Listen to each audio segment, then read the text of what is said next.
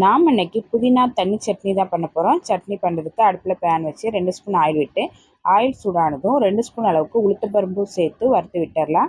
இது கூட 2 வரமிளகா 2 பச்சை மிளகா கீரி சேர்த்துடலாம். ஒரு 5 பல் பூண்டு எல்லாம் சேர்த்து நல்லா வதக்கிடலாம். இது கூட 2 தக்காளியை கட் பண்ணி போட்டு வதக்கி விட்டுடலாம். சட்னிக்கு தேவையான அளவு உப்பு சேர்த்துடலாம். கொஞ்சமாக புளி எல்லாம் சேர்த்து நல்லா வதக்கிடலாம். தக்காளி இந்தளவுக்கு வதங்கினதும் இது கூட ஒரு கைப்பிடி அளவுக்கு புதினா இலை சேர்த்துடலாம். புதினா இலை சேர்த்து கலந்து விட்டுடலாம். புதினா இலை சேர்த்து நல்லா வதக்கி விட்டாச்சு.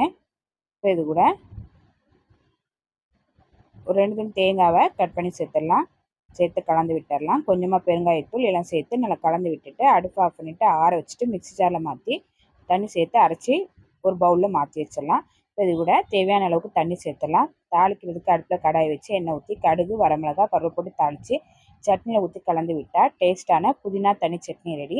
இந்த சட்னியை இட்லி தோசையோடு வச்சு சாப்பிட்றதுக்கு ரொம்ப நல்லாயிருக்கும். ட்ரை பண்ணி பாருங்கள்.